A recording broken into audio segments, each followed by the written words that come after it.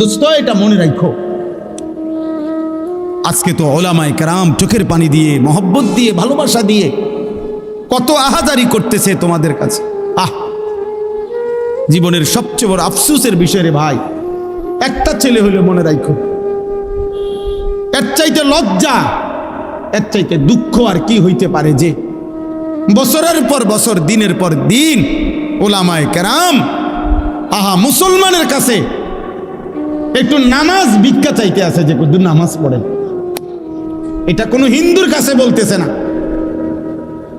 এটা কোনো ইহুদিরে বলে না, মুসলমানের কাছে বলতেছে। এর চাইতে আফসোস আর কি হইতে পারে? বুঝেন না হিসাবটা? বলো ছেলেরা, বাপ তোমরা নিজেরা পরিচয় দিচ্ছ মুসলমান, তুমি বলো তোমার বাবা মুসলমান, মা মুসলমান, তুমি মুসলমান।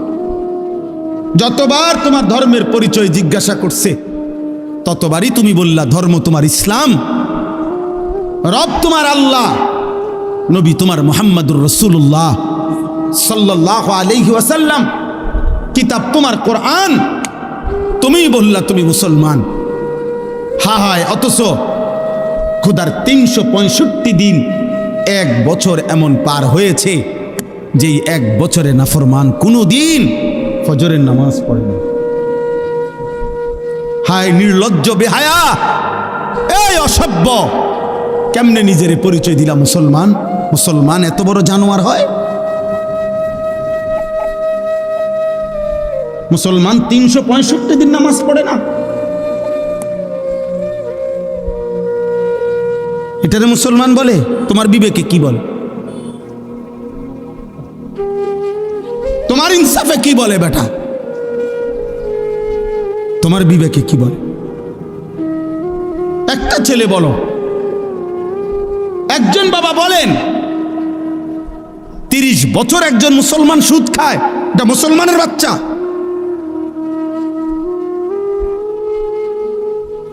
একটা মুসলমান 30 বছর ওজনে কম দেয় প্রত্যেক দিন, এটা মুসলমান? একটা মুসলমান বুঝি প্রত্যেক দিন নর্তকীর ছবি, নাটক, সিনেমা, নাচ, গান, টেলিভিশন দেখবে, এটা মুসলমান? একটা মুসলমান বুঝি 60 বছর পর্যন্ত বিড়ি সিগারেট খাবে, এটা মুসলমান? একটা মুসলমান বুঝি 60 বছর বয়সও কথায় কথায় গালিগালাজ করবে, এটা মুসলমান? ইনসাফ বলো ভাইয়া, যদি মানুষ হয়ে থাকো, জানোয়ার না হও, যদি ইনসান হও, যদি মায়ের পেটে জন্ম নিয়ে থাকো, যদি কোনো মুসলমান মার দুধ খাইয়া থাকো ছেলে, তাহলে মুসলমান এত বড় নিকৃষ্ট কেমনে হয়?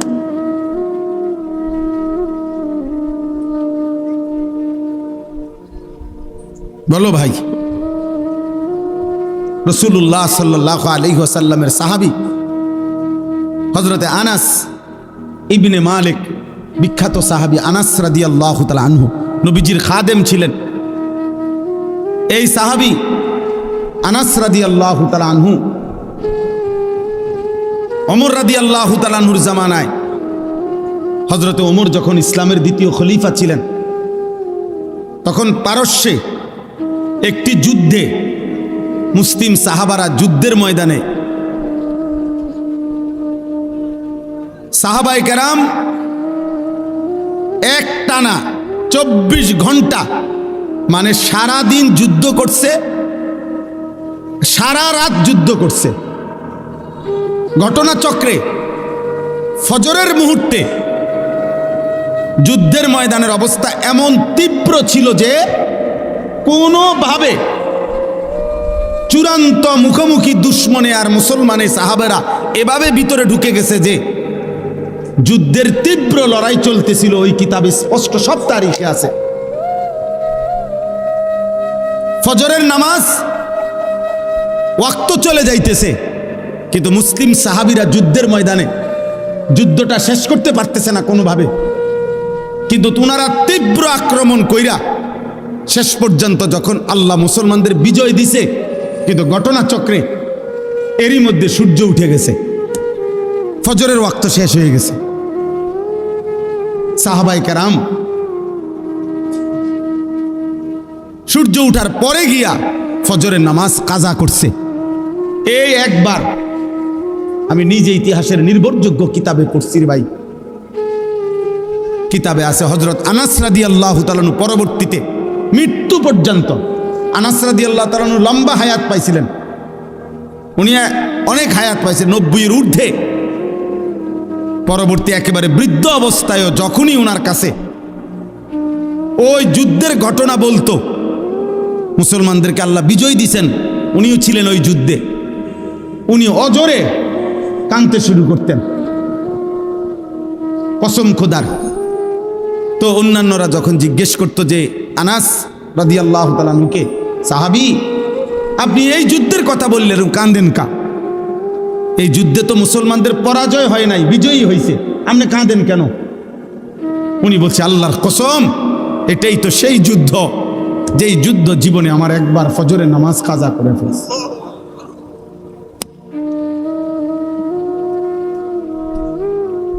যেই যুদ্ধ আমার জীবনে একবার ফজরের নামাজ, ওটা মনে হইলেই উনি চিৎকার দিয়া কাঁদতেন, হায় আমার জীবনে একবার তো, একদিন আমার জীবনে ফজরের নামাজ তো কাজা হয়েছে, এটা তো সেই যুদ্ধ, আমি বিজয় দিয়ে করব কি, আমার তো ফজর ছুটে গেছে।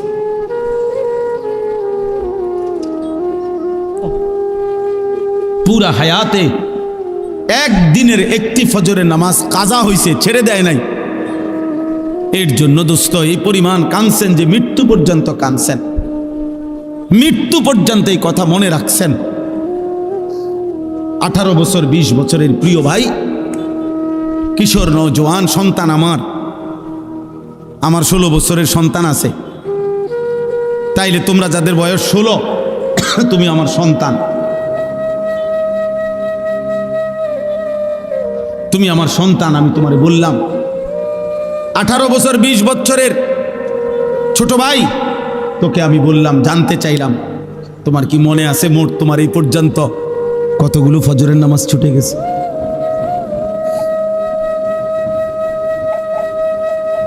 বলো ভাই। হুজুর এই মাত্র ফজরের নামাজের কথা বললি। আহা, রাসূলুল্লাহ সাল্লাল্লাহু আলাইহি সাল্লাম স্পষ্ট বলছেন, লা ইয়াশহাদুহুমা মুনাফিকুন, এশার নামাজ এবং ফজরের নামাজে উপস্থিত হয় না কে? নবীজি পরিষ্কার বলছে, মুনাফিকুন, মুনাফিক। নবীজি স্পষ্ট বলছে যে ফজরের নামাজ পড়ে না সে মুনাফিক, যে এশার নামাজ পড়ে না সে মুনাফিক। তো সুপারিশ মিলবে কার থেকে বাবা?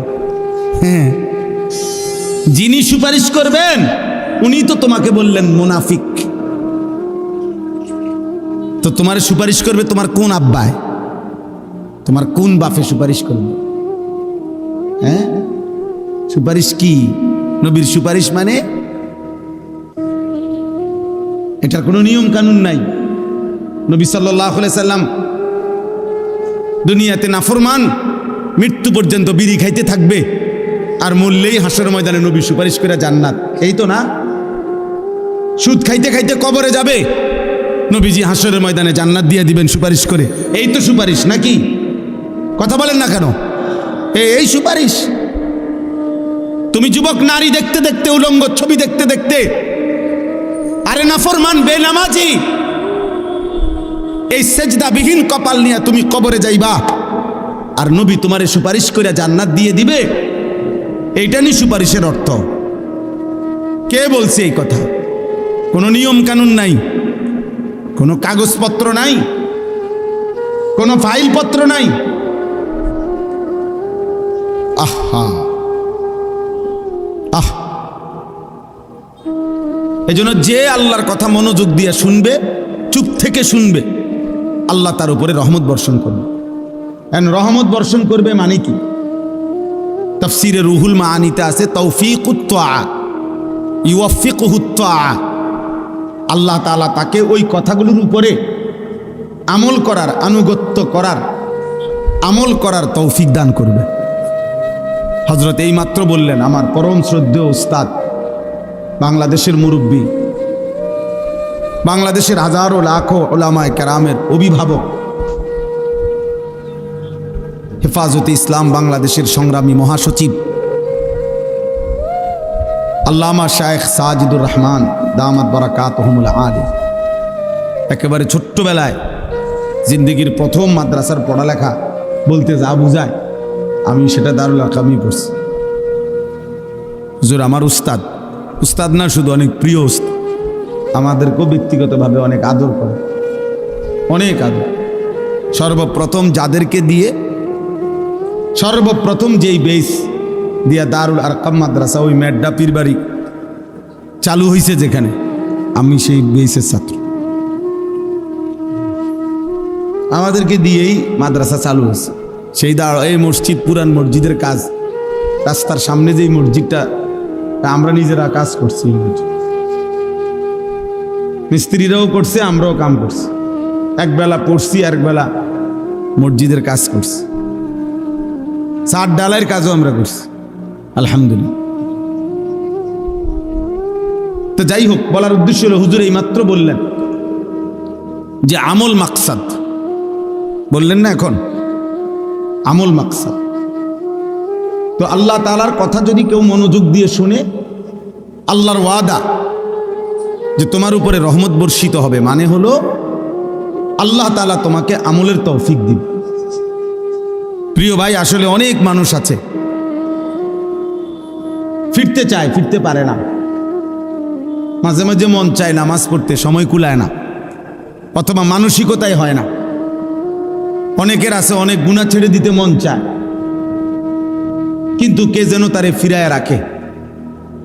তাহলে আল্লাহ তাআলা কাউকে ইবাদতের তৌফিক দেওয়া, এটা আল্লাহর নিয়ামত, এটা আল্লাহর নিয়ামত। এই জন্য আল্লাহর কথা মনোযোগ দিয়ে শুনতে হবে, আজকে না সব সময়।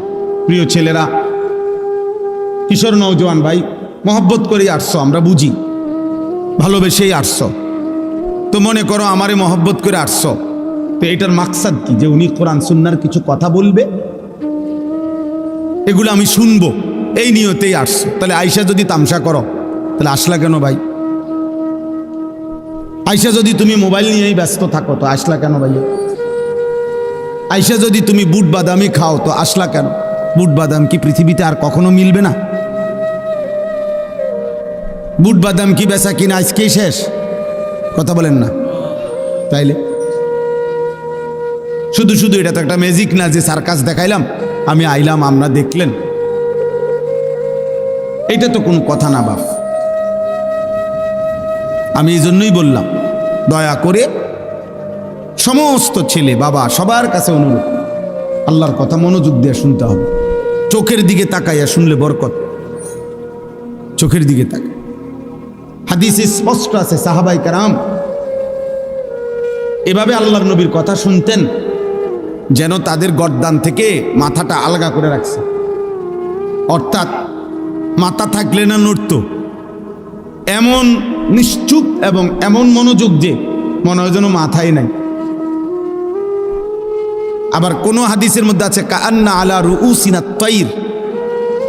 আপনারা এখনো ওইদিকে, ছেলেরা দেখো ওইদিকে জায়গা আছে, বাবা যাও, মানে দাঁড়াইয়া থেকে কষ্ট হবে, কিচ্ছু বুঝতা না, দাঁড়াইয়েই থাকতে পারবা। সে ওই 10 টাকার বুট খাইতে খাইতে বাজ যাবে গাড়ি। বসতে হবে, আমার কথা হলো এটা বসতে হবে, আমার নজরের সামনে দাঁড়ায় থাকার সুযোগ নেই, আর নয়তো চলে গেলে ভালো। মাদ্রাসার বড় ছাত্র ভাইদের দেন ও করে ডাইকা ডুকা বসাইতে সবাই, মাশাআল্লাহ, কেউ দাঁড়ায় থাকেন, একজন আরেকজনকে বলেন টাইম না বসাই দেন।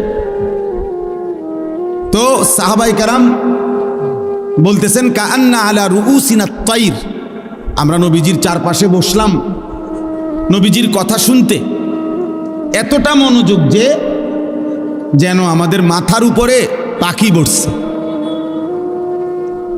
তো কোনো মোটা ডালের মধ্যে পাখি বসে, যেই ডাল নড়ে না, চিকন পাতলা ডালে, গাছের ডাল আর কি, যেটা শুধু নড়ে হালকা বাতাসেই, এটার মধ্যে পাখি বসে না, কারণ এ তো শুধু নড়ে। তো এজন্য এতটাই স্থির মাথা যে এত মনোযোগ যেন মাথার উপরে আইসা পাখি বসছে। রাসূলুল্লাহ সাল্লাল্লাহু আলাইহি সাল্লামের কথা সাহাবায়ে কেরাম এভাবে শুনতেন। হাদিসের মধ্যে আছে রাসূলুল্লাহ সাল্লাল্লাহু আলাইহি সাল্লাম আসরের নামাজের আগে একদিন মসজিদে নববীতে দাজ্জালের ব্যাপারে বয়ান করছেন। দাজ্জালের, শেষ জামানার সবচেয়ে বড় বিপদ, ফিতনা। একজন ইমানদারের উপরে সবচেয়ে বড় বিপদ হলো, ইমানের সবচেয়ে বড় পরীক্ষা হলো দাজ্জালের ফিতনা। নবী সাল্লাল্লাহু আলাইহি ওয়াসাল্লাম বলছে, মা বাইনা খালকে আদম ইলা কিয়ামিস সাআ আকবার মিন ফিতনাতিদ দাজ্জাল। আদম সৃষ্টির পর থেকে কিয়ামত পর্যন্ত একজন মুমিনের জন্য দাজ্জালের চাইতে বড় কোনো ফিতনা নাই। নবী সাল্লাল্লাহু আলাইহি ওয়াসাল্লাম বলছে। এই দাজ্জালের ব্যাপারে নবীজি আসরের নামাজের আগে বয়ান করছেন সাহাবাদের কাছে। দাজ্জালের সবচেয়ে বড় বিপদ হলো দাজ্জাল মানুষকে ঈমান হরণ করে কোটি কোটি মুসলমানকে মাত্র 40 দিনের মধ্যে বেঈমান কাফের বানায় ফেলবে। একেবারে প্রকাশ্য কাফের, আচরণগত কাফের না, ডাইরেক্ট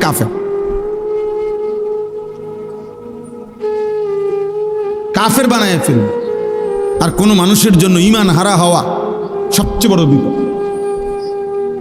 ভাত 2 বেলা না খাইলে কোনো সমস্যা নাই, মাটির ঘরে থাকলেও কোনো সমস্যা নাই, বিছনা খাট পালং সবার সমান না হইলেও অসুবিধা নাই, কিন্তু ঈমান হারা হইলে বড় অসুবিধা। ঈমান হারা হয়ে কবরে গেলে অনন্তকালের জন্য জাহান্নামেই জ্বলতে হবে, আর কোনোদিন মুক্তি মিলবে না। খালিদিনা ফিহা, অনন্তকাল। তো আল্লাহর নবী সাল্লাল্লাহু আলাইহি সাল্লাম এই দাজ্জালের ব্যাপারে সাহাবাদেরকে বর্ণনা করছেন আসরের নামাজের আগে। আর মিসলে আউয়ালে আসরের নামাজ পড়িলে মাগরিব পর্যন্ত এখনো সৌদি আরবে আসরের নামাজের শুরু ওয়াক্ত নিয়ে উলামায়ে কেরামের মধ্যে একটু ইখতিলাফ আছে। আমাদের হানাফি মাযহাব মতে এবং অন্য মাযহাব মতে তো ধরে নিলাম, তো সাহাবায়ে কেরাম আসরের নামাজ পড়ে নবীজি সাল্লাল্লাহু আলাইহি সাল্লামের সাথে নবীজি সাল্লাল্লাহু আলাইহি সাল্লাম মসজিদ থেকে বের হইছেন। নিজের ব্যক্তিগত কাজ সেরে মাগরিবের নামাজের পূর্বে নবীজি আবার মসজিদে আসছেন। কিন্তু এই 2-2.5 ঘন্টা টাইমে নবীজি ফিরে এসে দেখছেন ওই আসরের নামাজের আগে সাহাবাদের যাকে যেখানে দেখছিলেন বসা, সে হুবহু ওইখানেই বসে আছে, এক সুতা নড়েও নাই। আল্লাহর নবী সাল্লাল্লাহু আলাইহি সাল্লাম অবাক হয়ে গেছে, আরে তোমরা এত লম্বা টাইম আসরের পরে বের হও নাই, তোমরা এই মসজিদেই বসে রইছো, এখানেই যার জায়গায়। এই কথাটা বলতেছিলাম আমি। সাহাবায়ে কেরাম উত্তর দিলেন, ইয়া রাসূলুল্লাহ সাল্লাল্লাহু আলাইহি সাল্লাম, আসরের নামাজের পূর্বে আপনি দাজ্জালের ব্যাপারে যে বয়ান করছেন, এতে করে আমাদের কলিজার মধ্যে এমন ভয় ঢুকছে, মনে হচ্ছে মসজিদ থেকে বের হলেই দাজ্জাল ঈমানটা নিয়ে নিবে। এই ভয়ে যে যেখানে আছি এখানে বসেই রইছি, মাগরিবের আজান পর্যন্ত আর উঠি নাই, যেন দাজ্জাল ঈমানটা না নেয়। এই ছিল সাহাবায়ে কেরামের মনোযোগ, সাহাবায়ে কেরামের বুঝ এবং সাহাবায়ে কেরামের আমল। যে এখন শুনছে অথচ তারা জানে নবীজির হায়াতে দাজ্জাল বের হবে না, নবীজি বলছে, কিন্তু এরপরও এতটা ভয় করছেন। এজন্য দোস্ত, কোনো বক্তা আসলো, সবাই মিলে হুড়াহুড়ি করে দেখে গেলাম, সবাই যার যার মতো ফিরে গেলাম, যে যেমন আছে তেমনই রয়ে গেলাম। প্রিয় ভাই আমার, এতে তেমন কোনো ফায়দা নাই। জনপ্রিয়তা একটি ধোঁকা, এটা ধোঁকা, এটা অজব, আত্মমুগ্ধতা, তরিকতের ভাষায়, তাসাউফের ভাষায় এটা অন্তরের একটি মন্দ রোগ। এই যে মানে আমার এখন অনেক জনপ্রিয়তা, আমার অনেক ভক্ত, নিজের কাছেই নিজে অবাক হওয়া, অথবা অন্যরাও মনে করা কারো কোনো জনপ্রিয়তা দিয়ে বক্তারও কোনো লাভ নাই, শ্রোতারও কোনো লাভ নেই। এটা স্পষ্ট মনে রাখতে হবে। আজকে যদি আমারে বাংলাদেশের 1 কোটি মানুষ না 10 কোটি মানুষও আমারে যদি চিনে, তা আমার কবর রাজাব মাপত তো লাভ হলো কি? তাহলে আমার জনপ্রিয়তা দিয়ে আমার কি লাভ হলো? তা আমি এই জনপ্রিয়তা দিয়ে ঘাস নি কাটব? বলেন বলেন। তারপরে এবার আপনারা বলেন, মনে করেন আমার 1 কোটি মানুষ চিনে, তো আপনার কি লাভ? চিনে আমারে না, তা আপনার কি তা?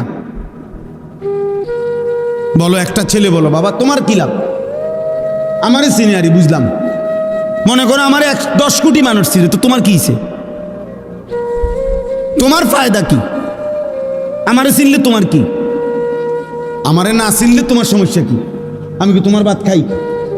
তাই এই জন্য বুঝাইলাম, জনপ্রিয়তা দিয়ে বক্তারও কোনো ফায়দা নাই, শ্রোতারও কোনো কি নাই ফায়দা। ফায়দা ওই এক জিনিসেই, ঈমান এবং আমল। ঈমান এবং আমল, ঈমান এবং আমল, এটাই বাঁচার মাধ্যম, এটাই মুক্তির মাধ্যম। আমার জন্য, আপনাদের জন্য, ছেলেরা তোমাদের জন্য, বয়স্ক বাবা আপনাদের জন্য। আমরা হিসাব মিলাই নিলে হইতো না। আমি আপনার উপরে খুশি, আপনি আমার উপরে খুশি, তাহলে তো আমরা মিলে দিলে ব্যস্ত নাকি? হ্যাঁ, না না, মিলে দিলে কুমিল্লা, ব্যস্ত না। আমাদের দেশে কয় মিলে দিলে কুমিল্লা। তার মানে আপনি আমারে টাকা 500 দিছেন, আমি আপনার চা বন খাওয়াইছি, আমরা মিল্লা গেলে হবে না। আমাদের প্রত্যেককেই আলাদা আলাদা। ওয়াকুল্লুহুম আতিহি ইয়াউমাল কিয়ামাতি ফারদা। আল্লাহ তাআলা বলেন, তোমাদের প্রত্যেককেই কিয়ামতের দিন আমি আল্লাহর সামনে একজন একজন, ফারদান আই ওয়াহিদান, আমি আল্লাহর সামনে এসে দাঁড়াতে হবে। ওয়াকুল্লুহুম আতিহি ইয়াউমাল কিয়ামাতি ফারদান আই কি ওয়াহিদান, একজন একজন, একজন একজন, একজন একজন। বাপ সন্তানের সাথে আসবে না, সন্তান বাবার সাথে আসবে না, স্বামী স্ত্রীর সাথে আসবে না, স্ত্রী স্বামীর সাথে আসবে না, ভাই বোনের সাথে যাবে না, বোন ভাইয়ের সাথে আসবে না, বন্ধু বন্ধুর সাথে আসবে না।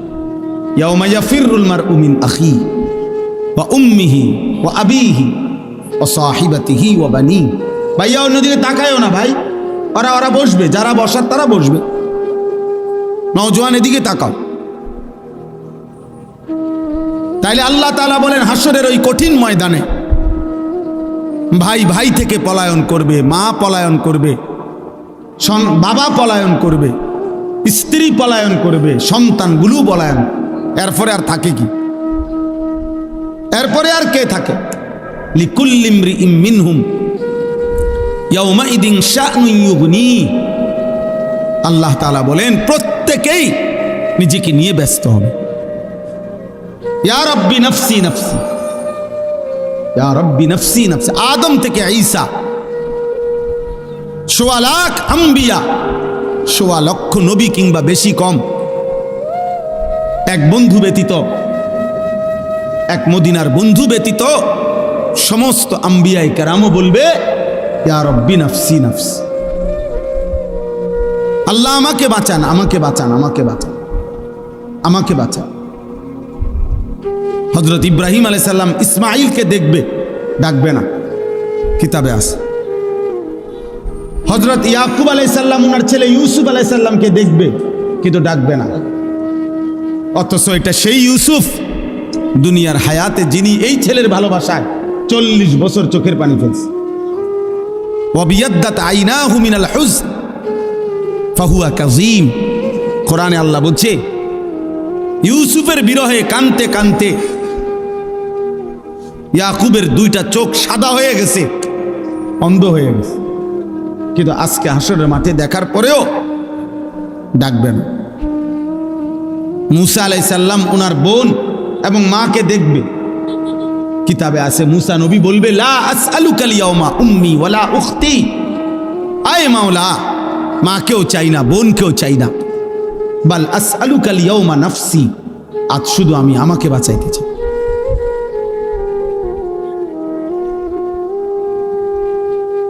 জিব্রাইলের মতো ফেরেশতাও বলবে, ইয়া রাব্বি সাল্লিম সাল্লিম, আয় আল্লাহ আমাকে নিরাপদ রাখেন, আমাকে নিরাপদ। রব্বি লা তুখজিনি ইয়াউমা ইউবআসুন। ইব্রাহিম আলাইহিস সালামের মতো নবী কোরআনে আছে, আল্লাহ বলছেন, আল্লাহর কাছে দোয়া করছেন ইব্রাহিম নবী, যে আয় আল্লাহ কিয়ামতের দিন যখন সবাইকে কবর থেকে উঠাবেন, সেদিন আমারে বেইজ্জতি করেন। রব্বি লা তুখজিনি, হাসরের দিন, কিয়ামতের দিন। ওই ছেলে, এটা কি?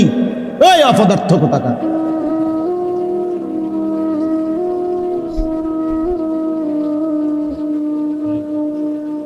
রব্বি লা তুখজিনি ইয়াউমা ইউবআসুন, আল্লাহ হাসরের ওই কঠিন দিনে আমারে বেইজ্জতি করবেন না। ইব্রাহিম আলাইহিস সালামের মতো নবী বলছে, ভাইয়া তুমি কে, আমি কে? তুমি আমি কে? আল্লাহ তাআলা কোরআনুল কারীমের মধ্যে বারবার বলছে, বন্ধু আমার, আপনি আখিরাত দিবসের ভয় দেখান। ওয়া আনজিরিন নাস, মানুষকে আপনি ভয় দেখান, আখিরাতের ভয় দেখান। কোরআনুল কারীমের মধ্যে আছে, আখিরাত হাসরের ময়দানের আযাব দেখে জাহান্নামী বলবে, রব্বানা আখিরনা ইলা আজালিন করিব নুজিব দাওয়াতাকা ওয়া নাত্তাবিউর রাসূল। আল্লাহর কাছে বলবে নাফরমান, যে আল্লাহ দুনিয়ায় একটু সময়ের জন্য ফেরত যেতে দেন, এবার যদি দুনিয়ায় ফিরতে পারি আপনার সব কথা মেনে নেব, আপনার রসুলের কথাগুলোও মেনে নেব।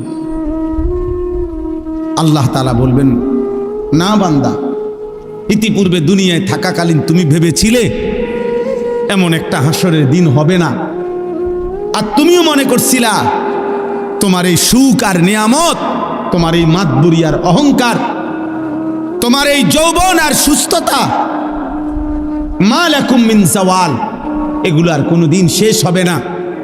তুমি এই ফুর্তিতে আর এই তামসাতেই, হায় নওজোয়ান, তোমরা ভেবেছো এটা তুমি আর কোনোদিন বুড়া হইবা না, তুমি ভেবেছো তুমি কোনোদিন হাড্ডি গোশত তোমার আর কোনোদিন দুর্বল হবে না, তুমি ভেবেছো তুমি কোনোদিন কবরে যাইবা না, তুমি এটাই মনে করছো, এটাই ভেবেছ। অনন্তকাল। আমার কাছে কিতাব আছে, ইজা ওয়াজাআত সাকরাতুল মাউতি বিল হক, এটা আরবি কিতাব, এটার নামে এটাই আমি পড়ছি এখানে, এটাই আমি আলোচনা করতে চাচ্ছি অল্প একটু। ওইখানে আছে হযরত ওমর ইবনে আব্দুল আজিজ রাহমাতুল্লাহি আলাইহি, বিশ্ববিখ্যাত খলিফা ছিলেন, ইসলামের ইতিহাসের শ্রেষ্ঠ একজন মুসলিম শাসক ওমর ইবনে আব্দুল আজিজ, যাকে ইসলামের পঞ্চম খলিফা বলা হয়। অনেক বড় নেককার বুজুর্গ ছিলেন। ওই কিতাবে লিখছে, উনি মাঝে মাঝে কবরস্থানে যাইতেন, আর কবরস্থানের দিকে তাকাইয়া নিজে নিজে বলতেন, ইয়া মাউতু মাজা ফাআলতা বিল আহিব্বা, হে মৃত্যু, হে কবর, বলো না আমার বন্ধুদের সাথে তুমি কি করেছো, আমার বন্ধুরা কোথায়? আইনাল আহবাব আইনাল আসদিকা আইনাল জুল্লাস আইনাস সাম্মার। অর্থ হলো, আমার বন্ধুরা কোথায়, আমার ভালোবাসার মানুষগুলো কোথায়, আমি যাদের সাথে বসতাম তারা কোথায়, আমি যাদের সাথে রাত জেগে গল্প করতাম আমার সেই বন্ধুরা কোথায়? তুমি তাদের সাথে কি করেছো, তারা কই এখন? হযরত ওমর ইবনে আব্দুল আজিজ বলতেন যে কবর আমাকে জবাব দিত, কবর যেন আমাকে বলে, হে ওমর ইবনে আব্দুল আজিজ, তোমার সেই বন্ধুদেরকে আমি চোখ খুলে ফেলছি, তাদের হাতের কনুই থেকে তাদের শরীর আলাদা করে ফেলছি, তাদের পা হাঁটু তাদের শরীরের গোশত হাড্ডি রেজা রেজা করে পাউডার করে মাটির সাথে মিশায় দিছি।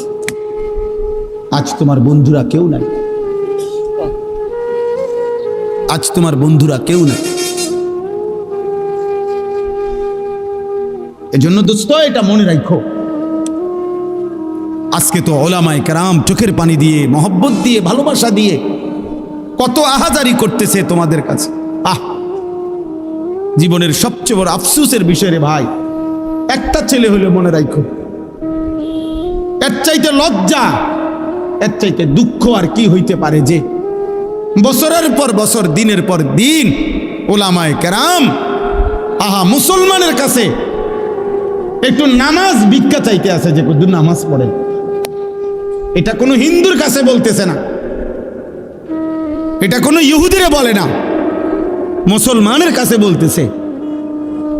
এর চাইতে আফসোস আর কি হইতে পারে? বুঝেন না হিসাবটা? বলো ছেলেরা, বাপ তোমরা নিজেরা পরিচয় দিচ্ছ মুসলমান, তুমি বলো তোমার বাবা মুসলমান, মা মুসলমান, তুমি মুসলমান।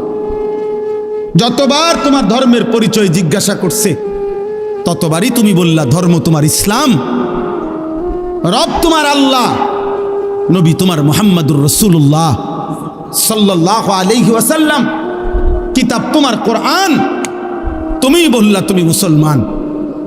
হায়, অথচ খোদার 365 দিন, এক বছর এমন পার হয়েছে যেই এক বছরে নাফরমান কোনো দিন ফজরের নামাজ পড়ে না। হায় নির্লজ্জ, বেহায়া, এই অসভ্য, কেমনে নিজের পরিচয় দিলা মুসলমান? মুসলমান এত বড় জানোয়ার হয়? মুসলমান 365 দিন নামাজ পড়ে না, এটারে মুসলমান বলে? তোমার বিবেকে কি বলে? তোমার ইনসাফে কি বলে বেটা? তোমার বিবেকে কি বলে? একটা ছেলে বলো, একজন বাবা বলেন 30 বছর একজন মুসলমান সুদ খায়, এটা মুসলমানের বাচ্চা?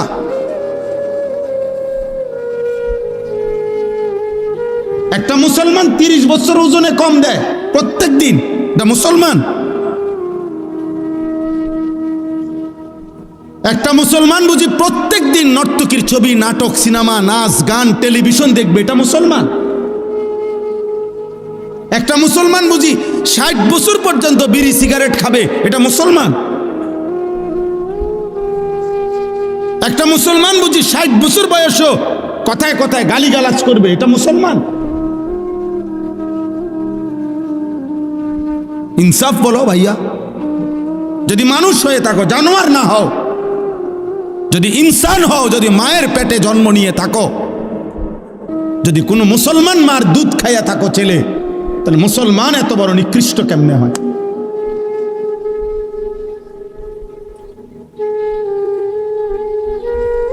বলো ভাই। রাসূলুল্লাহ সাল্লাল্লাহু আলাইহি ওয়াসাল্লামের সাহাবী হযরতে আনাস ইবনে মালিক, বিখ্যাত সাহাবী আনাস রাদিয়াল্লাহু তাআলা আনহু, নবীজির খাদেম ছিলেন। এই সাহাবী আনাস রাদিয়াল্লাহু তাআলা আনহু ওমর রাদিয়াল্লাহু তাআলা আনহুর জামানায়, হযরতে ওমর যখন ইসলামের দ্বিতীয় খলিফা ছিলেন, তখন পারস্যে একটি যুদ্ধে মুসলিম সাহাবারা যুদ্ধের ময়দানে সাহাবায়ে কেরাম এক টানা 24 ঘন্টা, মানে সারা দিন যুদ্ধ করছে, সারা রাত যুদ্ধ করছে। ঘটনাচক্রে ফজরের মুহূর্তে যুদ্ধের ময়দানের অবস্থা এমন তীব্র ছিল যে কোনোভাবে চূড়ান্ত মুখোমুখি দুশ্মনে আর মুসলমানে সাহাবেরা এভাবে ভিতরে ঢুকে গেছে যে যুদ্ধের তীব্র লড়াই চলতেছিল। ওই কিতাবে স্পষ্ট সব তারিখে আছে। ফজরের নামাজ ওয়াক্ত চলে যাইতেছে, কিন্তু মুসলিম সাহাবীরা যুদ্ধের ময়দানে যুদ্ধটা শেষ করতে পারতেছে না কোনোভাবে, কিন্তু তোনারা তীব্র আক্রমণ কইরা শেষ পর্যন্ত যখন আল্লাহ মুসলমানদের বিজয় দিছে, কিন্তু ঘটনাচক্রে এরই মধ্যে সূর্য উঠে গেছে, ফজরের ওয়াক্ত শেষ হয়ে গেছে। সাহাবায়ে কেরাম সূর্য উঠার পরে গিয়া ফজরের নামাজ কাজা করছে। এই একবার আমি নিজে ইতিহাসের নির্ভরযোগ্য কিতাবে পড়ছি ভাই,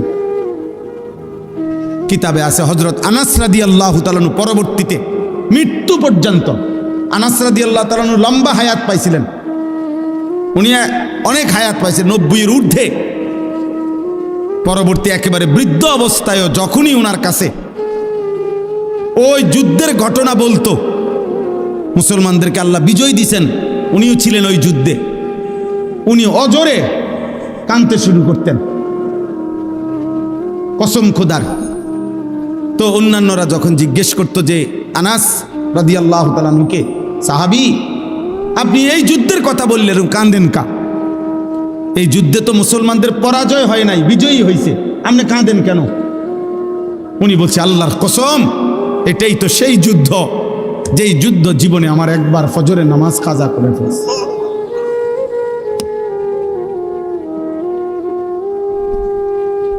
যেই যুদ্ধ আমার জীবনে একবার ফজরের নামাজ, ওটা মনে হইলেই উনি চিৎকার দিয়া কাঁদতেন, হ্যাঁ হ্যাঁ আমার জীবনে একবার তো, একদিন আমার জীবনে ফজরের নামাজ তো কাজা হয়েছে, এটা তো সেই যুদ্ধ, আমি বিজয় দিয়ে করব কি, আমার তো ফজর ছুটে গেছে।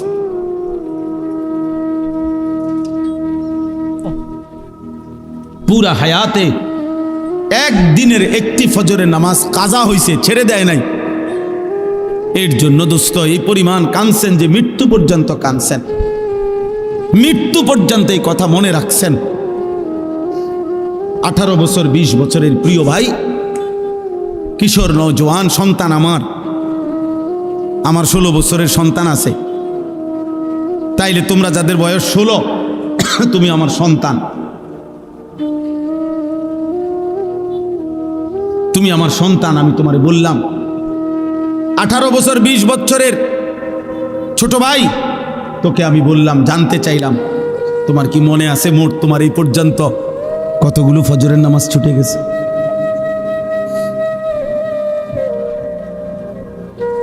বলো ভাই, হুজুর এই মাত্র ফজরের নামাজের কথা বললে।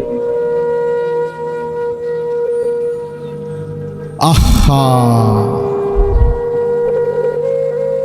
রাসূলুল্লাহ সাল্লাল্লাহু আলাইহি সাল্লাম স্পষ্ট বলছেন, লা ইয়াশহাদুহুমা মুনাফিকুন, এশার নামাজ এবং ফজরের নামাজে উপস্থিত হয় না কে? নবীজি পরিষ্কার বলছে, মুনাফিকুন, মুনাফিক। নবীজি স্পষ্ট বলছে যে ফজরের নামাজ পড়ে না সে মুনাফিক, যে এশার নামাজ পড়ে না সে মুনাফিক। তো সুপারিশ মিলবে কার থেকে বাবা? হ্যাঁ, যিনি সুপারিশ করবেন উনি তো তোমাকে বললেন মুনাফিক। তো তোমার সুপারিশ করবে তোমার কোন আব্বায়, তোমার কোন বাপে সুপারিশ করবে? হ্যাঁ, সুপারিশ কি? নবীর সুপারিশ মানে এটার কোনো নিয়ম কানুন নাই। নবী সাল্লাল্লাহু আলাইহি সাল্লাম দুনিয়াতে নাফরমান মৃত্যু পর্যন্ত বিড়ি খাইতে থাকবে, আর মরলেই হাসরের ময়দানে নবী সুপারিশ করে জান্নাত, এই তো না? সুদ খাইতে খাইতে কবরে যাবে, নবীজি হাসরের ময়দানে জান্নাত দিয়ে দিবেন সুপারিশ করে, এই তো সুপারিশ নাকি? কথা বলেন না কেন? এই সুপারিশ।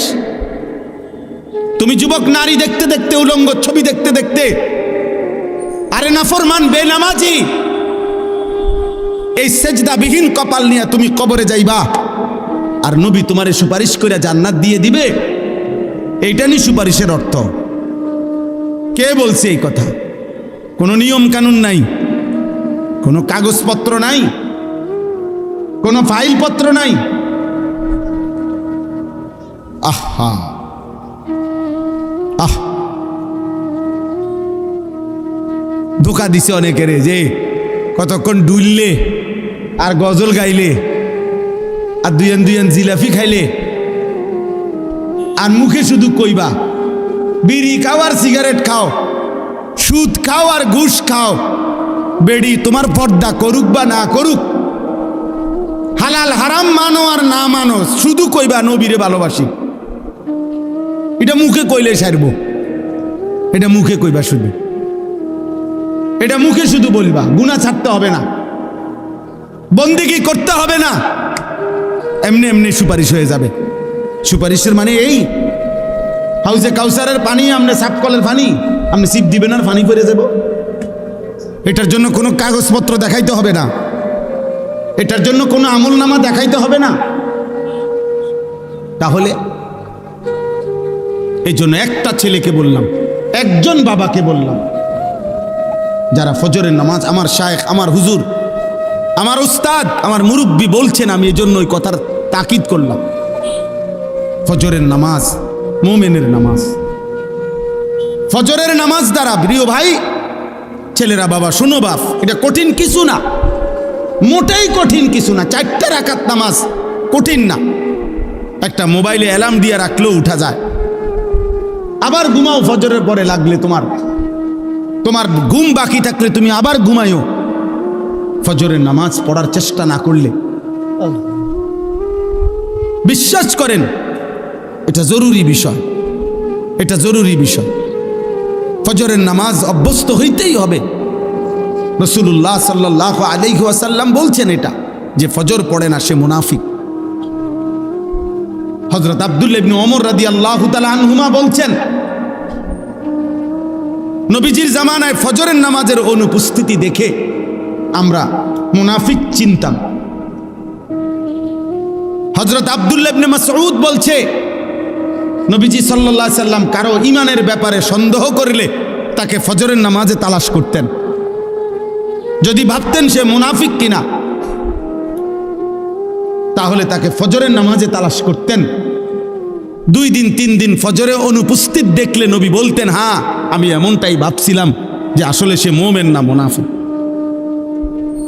এই জন্য দোস্ত সব ছেলেরে বলি, প্রিয় ভাই আমার এই কথা মনে রাখো, জুমার নামাজ দিয়া, জুমার নামাজের অনেক ফজিলত, কিন্তু জুমার নামাজের মাধ্যমে মুমিন এবং মুনাফিক চিহ্নিত হয় না ফজরের নামাজ দিয়া। ফজরের নামাজ, ফজরের নামাজ তুমি তো মনে করছো জুমার নামাজ, না না, জুমার নামাজের নেকি আছে অনেক, কিন্তু তুমি মুমিন নাকি মুনাফিক এটা পার্থক্য করার প্রমাণ মাপকাঠি হলো ফজরের নামাজ। ফজরের নামাজ। এই জন্য হযরত আব্দুল্লাহ ইবনে মাসউদ বলছেন, রাসূলুল্লাহ সাল্লাল্লাহু আলাইহি সাল্লামের জামানায় চিহ্নিত মুনাফিক যারা, মানে বাস্তবিকে যারা সবাই জানতো মুনাফিক, মানুষের মধ্যে অনেক মানুষ আছে গ্রামে এলাকায় সিল মারা, এতে যে চিহ্নিত সুদখোর, এটা মানুষে চিনে, এমন আছে না? হ্যাঁ, চিহ্নিত ডাকাত, চিহ্নিত হারামখোর, এটা মানুষ চিনে কিনা বলেন?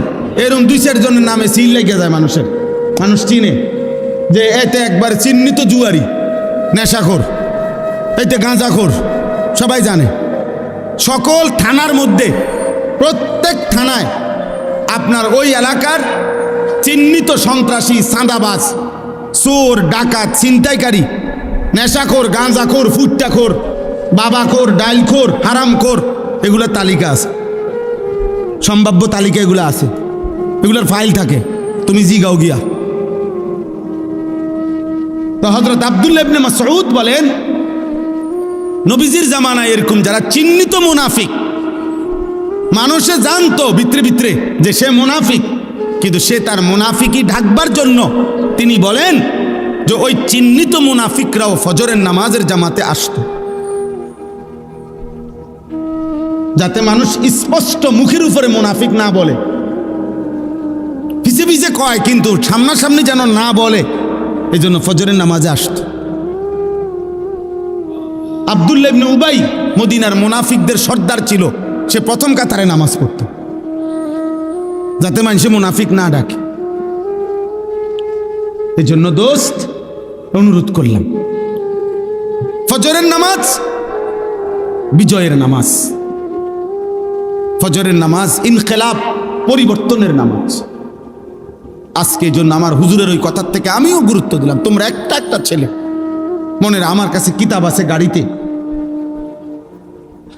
আরবি মোটা কিতাব, ওই কিতাবের মধ্যে লিখছে ইহুদিদের ধর্মগ্রন্থ তাওরাতের মধ্যে আছে, এই কথাটা মনোযোগ দিয়ে শোনো, ইহুদিদের তাওরাত কিতাবের মধ্যে আছে মুসলমানদের ওই জামাত, মুসলমানদের ওই দলের দ্বারা ইহুদিদের চূড়ান্ত পতন হবে, ইহুদিরা চূড়ান্তভাবে ধ্বংস হবে। কিতাবে লিখছে তাওরাতের ভবিষ্যৎবাণী হলো আল্লাযীনা কানু ফি সালাতিল ফজরি কা সালাতিল জুমআ, মুসলমানদের যেই জামাত ফজরের নামাজে ওই পরিমাণ, জুমার নামাজে যেই পরিমাণ। কসম খোদার, ফজর আর জুমা বরাবর না হলে ওই দলের হাতে, ওই ব্যক্তিদের হাতে ইহুদিদের পতন হবে না, বরাবর হইতে হবে। এখন আমাদের জুমার নামাজ আর ফজরের নামাজ বরাবর, আরে মুসল্লি বরাবর 50, 4 ভাগের 1 ভাগ। আমাদের বিজয় অনেক দূরে, আমাদের বিজয় এখনো অনেক দূরে, আমাদের বিজয় এখনো অনেক দূরে। আমাদের বহু মেহনত, আরো রক্ত ঝরাইতে হবে, আমাদের আরো চোখের পানি পড়বে। বাপ, প্রিয় নওজোয়ান, তোমরা মোবাইল রাখো, তোমাদের আর মোবাইলের নেশা শেষ হইল না। তোমরা নাড়িয়ে দেখো বাবা, তোমরা উলঙ্গ ছবি দেখো, তোমরা আর আল্লাহকে সেজদা দিও না, কারণ তোমাদের আল্লাহও লাগবে না, তোমাদের মরণও লাগবে না। তোমরা দেখো, নারী দেখো, ছবি দেখো, মোবাইলের অশ্লীল দৃশ্য দেখো, আর মোটরসাইকেল চালাও, আর সমবয়স বন্ধুদেরকে আড্ডা দাও, নেশা করো, গাঁজা খাও, যা মন চায় তাই করো, কারণ তোমাদের উপরে কোনো মুসিবত আসবে না। তোমাদেরকে শয়তান বলে দিছে, তোমাদেরকে ইবলিস বলে দিছে, তোমাদেরকে শয়তান বলে দিছে যে তোরা ঘাবড়াইস না, তোরা নাফরমানি করতে থাক, আমি দেখব তোদেরকে। হ্যাঁ, ইন্নামা ইয়াদউ হিজবাহু লিয়াকুনু মিন আসহাবিস সাঈদ। আল্লাহ বলছে শয়তান তার দল বলকে ডাকতেছে প্রতিদিন যেন সকলে মিলে জাহান্নামী হয়, জাহান্নামী হয়। দুশ্মন আমাদেরকেও ছাড়বে না রে বাপ, আমাদেরকেও ছাড়বে না। আমাদের পার্বত্য চট্টগ্রাম হাতছাড়া হওয়ার পথে, আমাদের পার্বত্য চট্টগ্রাম বাংলাদেশের এই 3টা জেলা, রাঙ্গামাটি, বান্দরবন, খাগড়াছড়ি সহ ওই সাইড যে কোনো মুহূর্তে হাতছাড়া হওয়ার পথে। এই যে এই পরিমাণ একটি ঘটনাকে কেন্দ্র করে খাগড়াছড়িতে আজকে কয়দিন টানা 24 ঘন্টা মারামারি, হানাহানি, গোলযোগ, আগুনে পোড়ানো হচ্ছে বাংলাদেশে, বাংলাদেশে, বাংলাদেশে, বাংলাদেশ। যে কোনো কেউ বাংলাদেশের ম্যাপ কে বুঝবো, কারে বুঝাইবো? মোবাইল টিপাই তো তোমার সময় হয় না, বুঝবা কি তা?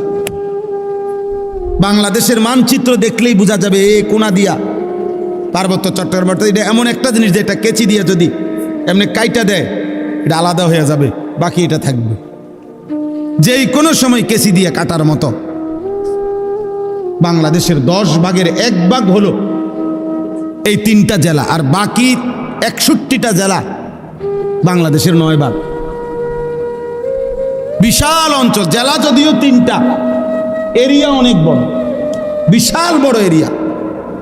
পার্বত্য চট্টগ্রাম যদি হাতছাড়া হয় তো কক্সবাজার সমুদ্র সৈকত সহ সেন্ট মার্টিন সব হাতছাড়া হয়ে যাবে। আর কিছুদিন পরে দেখবা উত্তরবঙ্গ নাই, রংপুর বিভাগের 8টি জেলায় প্রতিদিন খোদার কসম প্রতিদিন মুসলমান খ্রিস্টান হচ্ছে। তো একদিন, বেশি দিন আর লাগবে না, বিখ্যাত থালা যখন হাতে নিবা তখন আর মোবাইলের এমবিও থাকবে না, আর তোমার মোবাইলের আব্বাও থাকবে না, তোমার ফেসবুকও থাকবে না, ইউটিউব। আমি দায়িত্ব নিয়ে বলছি, বুঝা শুনে বলছি। আমি দিন রাত 24 ঘন্টা আমার মূল ফিকির, মূল কাজ, মূল মেহনত মুসলমানের নওজওয়ানকে নিয়ে ভাবা। তোমরা ভিক্ষা করবা, ভিক্ষা করবা বললাম, কেউ তোমার প্লেটে একটা ভিক্ষাও দিবে না।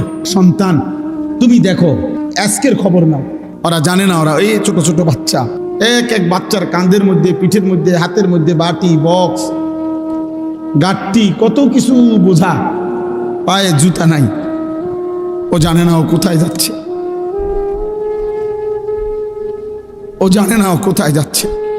আমার একটা 4 বছরের মেয়ে আছে, আমি প্রতিদিন রাত্রে 2টা, 2:30, 3টা বাজে মাহফিল থেকে যখন যাই, ওই পর্যন্ত আমার মেয়েটা সজাগ থাকে। আমি গেলে কিছুক্ষণ আদর করলে, বুকে জড়ায় ধরলে, আদর করলে, আমার লগে কিছু কথা থাকে তার, ও তার ভাই বোন অন্যগুলার নামে বিচার দেয় আমার কাছে, কয় মারছে, এই করছে, সেই করছে, এগুলা শূন্য আদর করে দিলে তোই আমার মেয়ে ঘুমায়। তো গাজার 4 বছরের বাচ্চা মেয়েও তো এমন, ও তো বাবার আদর চায়, মায়ের আদর চায়। ও জানে না ওর গন্তব্য কোথায়। সে যদি বাচ্চা মেয়েটা, যদি বাচ্চা ছেলেটা যদি তার মাকে বলে, মা কোথায় যাচ্ছি আমরা, কি বলবে মা?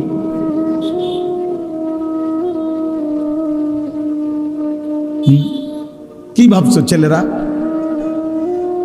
আমরা তোমাকে চেহারা দেখলেই তো বুঝি। অধিকাংশই মাগরিবের নামাজ পড়ো নাই, অধিকাংশই এশার নামাজ পড়ো নাই। যুবক, চেহারা দেখলেই, চেহারার মধ্যে কোনো দয়া মায়ার চিহ্ন নাই। চেহারার চুল দেখলে বোঝা যায় না মুসলমানের বাচ্চা না বেঈমানের বাচ্চা। চুল দেখলে বোঝা যায় না। প্রতিদিন যত্ন করে 300 টাকা খরচ করে, সপ্তাহে 15 দিনে, 1 মাসে 300-500 টাকা খরচ করে, আহা মুসলমান বেঈমানের মতো, ওই কুত্তাদের মতো, মুশরিকের মতো চুল রাখতেছ। একজন চুল কাটার পিছনে সময় ব্যয় করতেছে ঘন্টার পর ঘন্টা, অথচ 12 কিলোমিটার পায়ে হাইটা, পত্রিকা আসছে বারঘার একটা বাচ্চা 12 কিলোমিটার পায়ে হাইটাও একটা রুটি পায় নাই। এরপরে যখন একটা রুটি নিছে, ফিরে আসতেছিল যখন, তখন বুলেটের আঘাতে ওই বাচ্চাটা ঝাঁঝরা হয়ে গেছে। ক্ষুধার্ত সন্তান আর রুটি খাইতে পারে না। আল্লাহ যেন বলছে, আইসা বর, আমি তোরে জান্নাত থেকেই মেহমানদারি করব।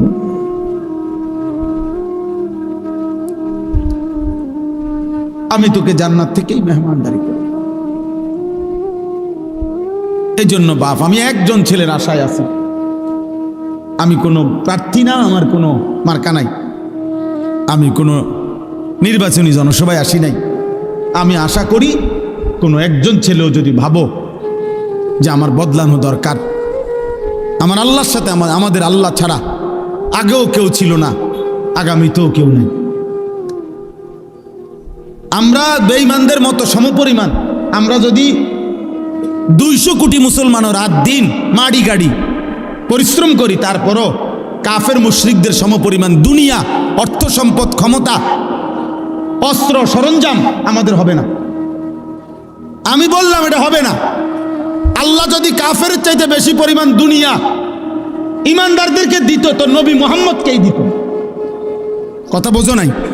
রাসূলুল্লাহ সাল্লাল্লাহু আলাইহি সাল্লামকেই দিত, কারণ উনার চাইতে বেশি তোমারে ভালোবাসে। কথা বলে না? নবীজির চাইতে বেশি ভালোবাসে তোমারে। তো যেদিন আল্লাহর নবী পেটে ক্ষুধার কষ্টে 2টা পাথর বাঁধছিলেন, সেদিন আল্লাহ ছিলেন? কথা বলে না? আরে আল্লাহ ছিল কিনা বলো না? যেদিন নবীজি সাল্লাল্লাহু আলাইহি সাল্লামের দান শহীদ করা রক্তে উহুদের প্রান্তরে পড়েছিলেন ঘন্টার পর ঘন্টা, সেদিন আল্লাহ ছিল? তো তুমি বুঝো না? দুনিয়া মিলবে না বেঈমানের মতো। আমরা যদি বিল্ডিং বানাই 30 তালা, তো বেঈমান স্বাভাবিক বিল্ডিং বানাবে 150 তালা। তুমি ওই পর্যন্ত যাবে কোন দিন? তোমার বিল্ডিং যেদিন হবে 330 তালা, ওদের বিল্ডিং হয়ে যাবে 200 তালা।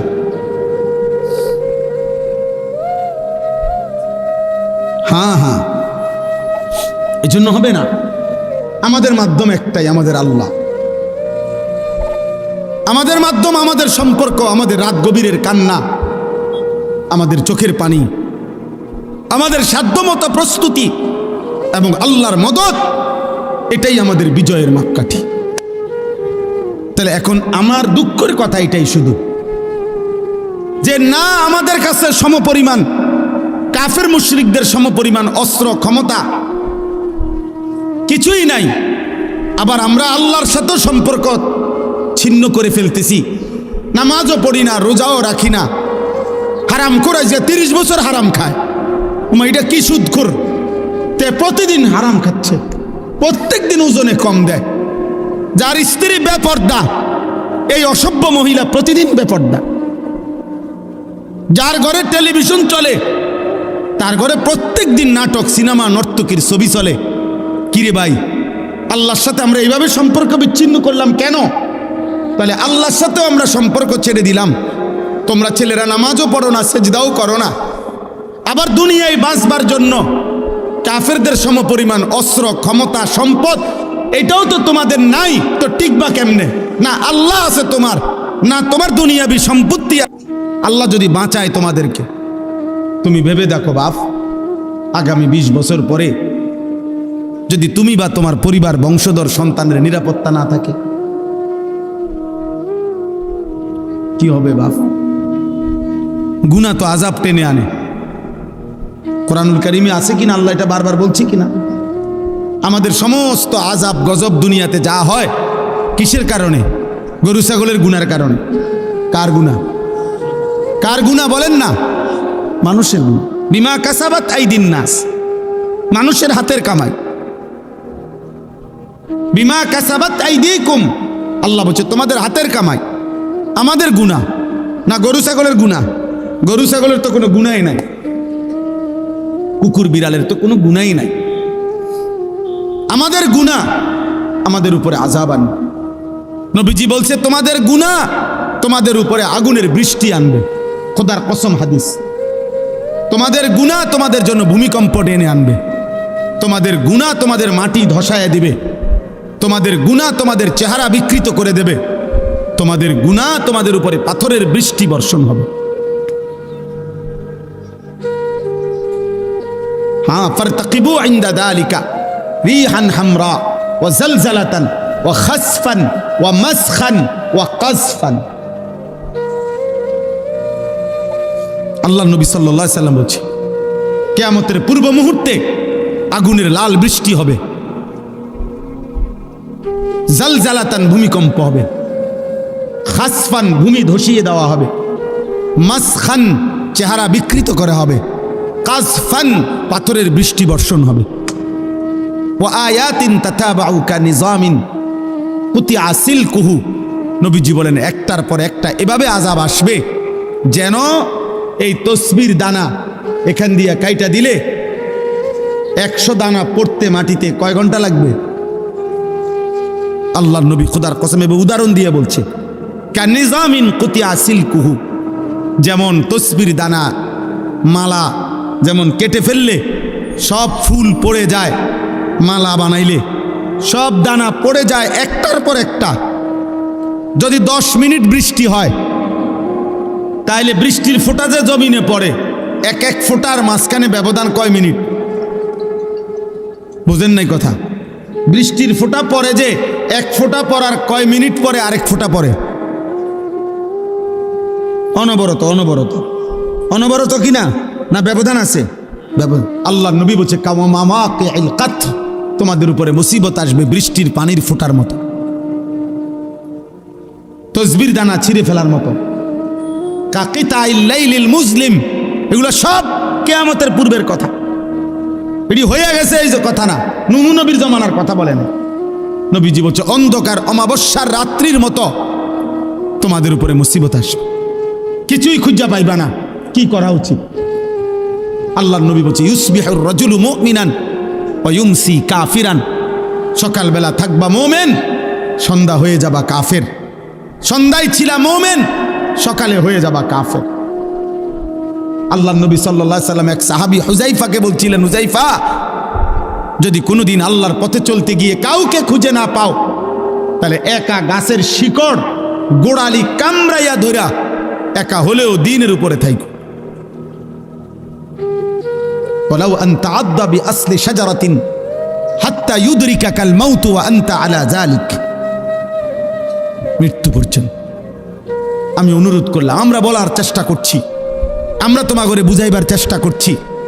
আপনারা যারা বাবা আছেন, অভিভাবক আছেন, আপনারা আপনাদের ছেলের প্রতি যত্নবান হন। খাট পালং আর সোফার ফার্নিচার, বিল্ডিং আর ইট, টাইলস আর বাথরুম নিয়া এত ব্যস্ত হইয়েন না। হাজার বছর যাবত, লাখো বছর মানুষ টাইলস ছাড়াও ঘুমাইছে বাপ, ইমান ছাড়া যেন না ঘুমায়।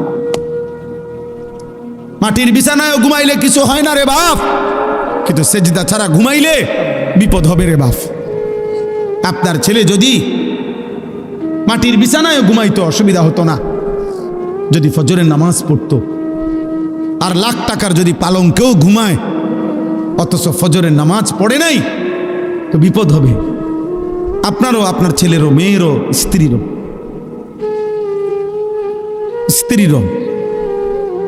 অতএব দয়া করে দুই কথা বললাম। এক, প্রিয় ভাই, তোমরা মনে রাখো, বাবা, যদি আগামীর পৃথিবী নিরাপত্তা, আমাদের জানমালের নিরাপত্তা হতে হয়, আমাদের আল্লাহর সাথে সম্পর্ক ছাড়া হবে না। শুধু বাংলাদেশের একটা দল, দুইটা দল নিয়ে ভাবলে হবে না, সারা পৃথিবীর দিকে খেয়াল রাখতে হবে। সারা পৃথিবীর কাফের শক্তি যেই কোনো মুহূর্তে পৃথিবীর যেই কোনো অঞ্চলের মুসলমানদের উপরে আক্রমণ করার জন্য প্রস্তুত।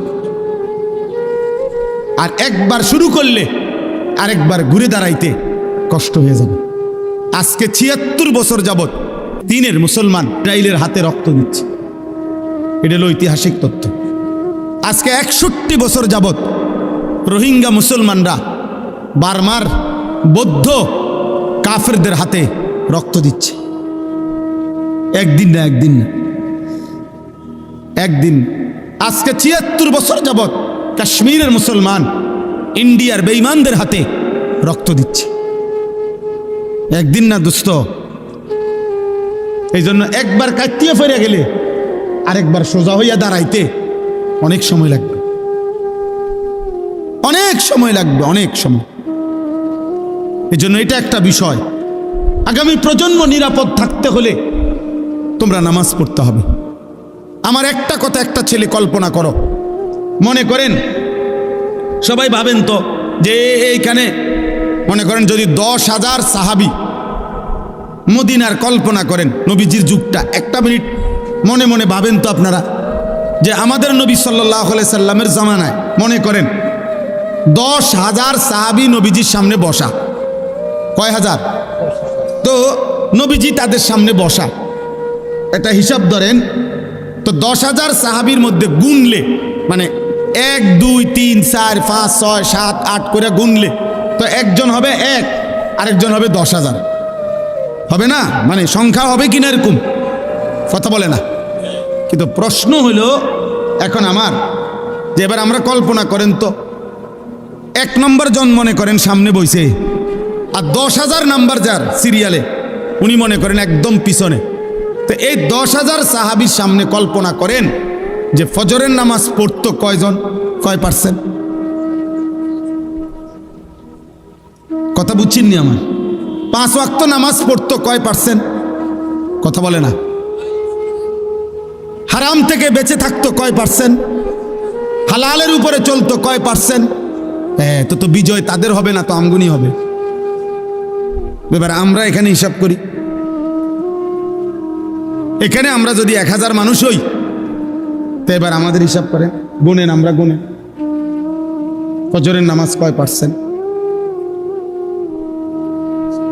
মোবাইলে নারী দেখে না, ছবি দেখে না, উলঙ্গ দৃশ্য দেখে না, এমন কয় পার্সেন্ট? হ্যাঁ বলেন, ইনসাফ করেন। তাহলে আমাদের বিজয় আসবে কেমনে ভাই? সাহাবায়ে কেরাম হারাম থেকে বেঁচেছেন শতভাগ, আল্লাহর বন্দিগি করছেন শতভাগ। আর আমাদের নেশাগ্রস্ত জুয়ারি জিনাখোর বেবিচারী কি পরিমাণ! আমাদের এক এক ছেলের চেহারা দেখলেই বোঝা যায় মাত্র 18 বছর 20 বছর, কোডি সাফা ভিতরে ঢুকে গেছে। অসভ্য নারী দেখতে দেখতে, উলঙ্গ ছবি দেখতে দেখতে এই হাইওয়ান নিজের বীর্যপাত হতে হতে তার শরীরটা আর কিচ্ছু নেই। আমি যদি বাপ চাচা না থাকতো ছেলেরা, তাইলে তোম করে কইতাম শুনাইতাম কাছে থাকা। তোমার কাছে জানে না, আমি জানি। 16 বছরের ছেলের হালাত কি, 14 বছরের ছেলের হালাত কি, ক্লাস 9-এর ছেলের হালাত কি। অসংখ্য যুবক নওজোয়ান কিশোর মৌলানা সাহেব জিনা করতে করতে ক্লান্ত হয়ে গেছে, বেবিচার করতে করতে ক্লান্ত হয়ে গেছে। এমন ছেলেও হাজারবার চোখের পানি ফেলে আমগো কাছে দোয়া চাইছে, দোয়া চায়, যে সারা রাত উলঙ্গ ছবি দেখে, যার নিজের লজ্জাস্থান নিজের হাত দ্বারা শেষ করে দিছে।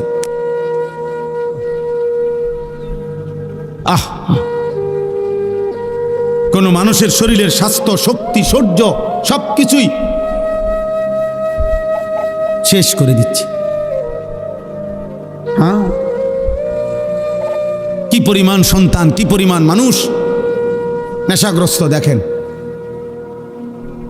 আল্লাহ তাআলা যেটাকে স্পষ্ট হারাম করেছেন, নেশার যেই কোনো জিনিস প্রিয় যুবক, এক বিন্দু এটাও হারাম, এক বালতিও হারাম। আল্লাহ নবী সাল্লাল্লাহু আলাইহি সাল্লাম একটা কথা শুধু বলি, মারাত্মক ভয়ঙ্কর একটা কথা আছে। নবীজি বলছে, মান শারিবাল খামরা, যে মদ পান করে, নেশা করে, গাঁজা খায়, বাবা খায়, ইয়াবা ট্যাবলেট নেয়, এরকম নেশাগ্রস্ত, খুদার কসম আল্লাহ নবী বলছে তার বড় 2টা ক্ষতি হয়। 1 নাম্বার হলো মান শারিবাল খামরা, যেতে ব্যক্তি নেশা করে, আল্লাহ নবী সাল্লাল্লাহু আলাইহি ওয়াসাল্লাম বলছে তারাকাস সালাহ, সে টোটাল নামাজ ছেড়ে দেয়, তার আর নামাজ পড়ার তৌফিক হয় না। কিন্তু এরপরের কথাটা আরো জঘন্য, এটা বলতেও আমার কলজাটা কাঁপে। নবী সাল্লাল্লাহু আলাইহি ওয়াসাল্লাম বলছে নেশাগ্রস্ত ব্যক্তি অচিরেই ওয়াকা আলা আম্মাতিহি ওয়া খালাতিহি, আপন চাচি, মামি, ফুফি, খালা, চাচাতো বোন, মামাতো বোন, ফুফাতো বোন, খালাতো বোন, এমন নিকট আত্মীয়র সাথে জিনা এবং ব্যভিচার করতে আগ্রহী হয়।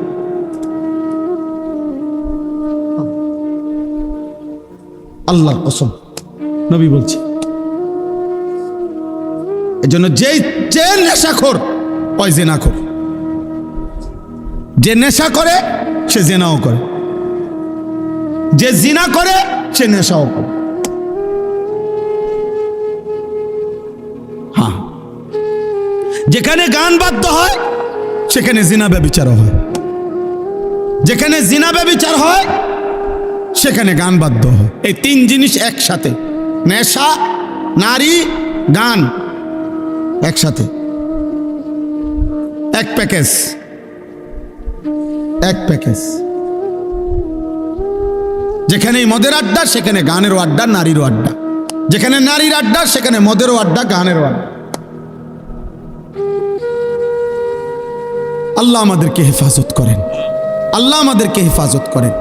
এই জন্য প্রিয় ছেলেরা, আমার এই শেষ তর্জমাটা শুনেন, আমার কথা শেষ।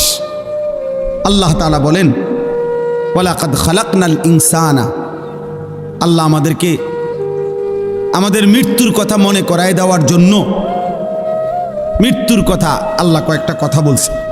1 নম্বর, আল্লাহ বলে, শুনো, আমি আল্লাহই প্রত্যেকটা মানুষকে সৃষ্টি করেছি।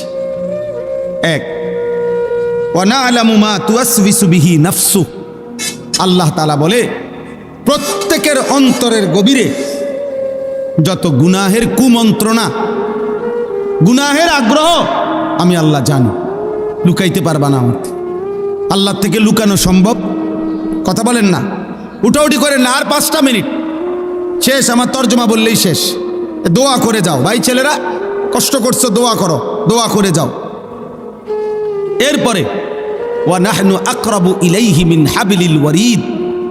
আল্লাহ বলে যেই রগগুলোর মাধ্যমে, শিরা উপশিরার মাধ্যমে শরীরের ভিতরে সারা দেহে রক্ত সঞ্চালন হয়, আমি আল্লাহ তোমার ওই রগ রেশা শিরা উপশিরার চাইতেও কাছে। এই তিনটা জিনিস প্রথম আল্লাহ বলছে। এক, আমি তোমাকে বানিয়েছি। দুই, তোমার অন্তরের গভীরে যা আছে, যা মনে হয় দিলের ভিতরে, আমি তা জানি। তিন, আমার আল্লাহ বলেন তোমার গর্দান সহ সারা দেহের রগ রেশা শিরা উপশিরার চাইতেও আমি কাছে। চার, ইজিয়াতালাক্কাল মুতালাক্কিয়ানে আনিল ইয়ামিনে ওয়া আনিশ শিমালি কাঈদ। আল্লাহ বলে তোমার ডানে বামে 24 ঘন্টা আমার দুইজন ফেরেশতা মোতায়েন আছে। তুমি আড়াল করবা কেমনে, লুকাইবা কার কাছে? পাঁচ, মা ইয়ালফিজু মিন কওলিন ইল্লা লাদাইহি রাকিবুন আতীদ। আল্লাহ বলে তোমার জবান দিয়ে ভালো কিংবা মন্দ যা কিছু উচ্চারণ হয়, জিকির হোক গালি হোক, ভালো হোক মন্দ হোক, আল্লাহ তাআলা বলেন আমার একজন তৎপর চৌকান্না একজন ফেরেশতা আলাদা তোমার জবানের প্রতিটা উচ্চারণ লিখে রাখছে। আলাদা আরেকটা ফাইল হইতেছে। এই পাঁচটা কথা আল্লাহ বলছে যে বান্দা, এক হলো আমি তোমাকে সৃষ্টি করেছি। দুই, তোমার অন্তরের শেষ কোণায় ভিতরে যা আছে আমি তাও জানি। তিন, এই মাশাআল্লাহ দেখেন একটা মজার বিষয় হলো, এই অনুভূতি জাগলে ভালো। এই যে ওই ছেলে মোবাইল ছবি উড়াইতে চাইছিল, আরো 3-4 জন একসাথে ধমক দিছে। তার মানে ওনারা বাঘ এতক্ষণের জন্য হইলেও বুঝছেন যে এটা হুজুর পছন্দ করে না। মাশাআল্লাহ, আল্লাহ আপনার করে বরকত দান। সবাই একটু একটু করে কইলেও হবে, সবাই একটু একটু করে বললেন। বাপ যদি চোখের এক ফোঁটা পানি ফেলেও যদি ছেলেটাকে বলতো, বাপ তোরে কষ্ট করছে আমি ছোট্টবেলার থেকে, বাপ আদর করে করে বড় করছি রে বাপ, তুমি আমার আল্লাহর নাফরমানি করো না বাপ, তুমি নামাজ পড়ো। একজন স্বামী ইচ্ছা করলে প্রয়োজনে স্ত্রীর কাছে এক ফোঁটা চোখের পানি ফেলেন, ফেলে বলেন, বিবি তোমার আমি অনেক ভালোবাসি, তুমি আল্লাহর ওয়াস্তে বেপর্দা হইও না, তুমি বেনামাজি থাইকো না রে, নিয়ত করো চলো আমরা দুইজনে একসাথে নামাজ পড়ে যেন আখিরাত আমরা দুইজনেই জান্নাতি হই। হাদিসের মধ্যে আছে জান্নাতি বান্দাকে যদি, আরে মিয়া 70,000 না, যদি 70 কোটি জান্নাতের হুরও দেওয়া হয়, তারপরেও দুনিয়ার স্ত্রী যদি জান্নাতি হইতে পারে, খোদার কসম ওই স্বামীর জন্য দুনিয়ার স্ত্রীর তৃপ্তির চাইতে, সুখের চাইতে 70 কোটি হুরের সুখ বেশি হবে না, হালাল স্ত্রী যতটা আনন্দময় হবে। হ্যাঁ, কারণ সে যুদ্ধ করে কষ্ট সহ্য করে জান্নাতি হয়েছে, আর হুর তো জান্নাতেই তৈরি হয়েছে। এজন্য 70 কোটি না, 70,000 কোটি হুরের চাইতেও দুনিয়ার স্ত্রী দাম যদি সে জান্নাতি হয়। আল্লাহ কোরআনে বলছে উদখুলুল জান্নাতা আনতুম ওয়া আজওয়াজুকুম তুহবারুন। বাহ, আল্লাহ বলছে জান্নাতে হাসরের ময়দানে আল্লাহ বলবে তোমরা তোমাদের স্ত্রী যাদের নেককার, তোমরা তোমাদের বিবিদেরকে সাথে নিয়ে তোমরা হাসতে হাসতে উদখুলুল জান্নাহ, জান্নাতে ঢোকো, জান্নাতে ঢোকো। এক লগেই তো ঢুকতে দিছিল, স্বামী স্ত্রীরা এক লগেই তো দিছিল, ইয়া আদাম উসকুন আনতা ওয়া যাওজুকাল জান্নাহ, এক লগেই তো থাকতে দিছিল। আদম এবং হাওয়া এক লগে থাকতে দিছিল না? হ্যাঁ, বুঝা গেল স্বামী স্ত্রী নেককার হলে এই মজাটাই আলাদা, এই জান্নাতটাই আলাদা। আল্লাহ আমাদেরকে তৌফিক দান করে।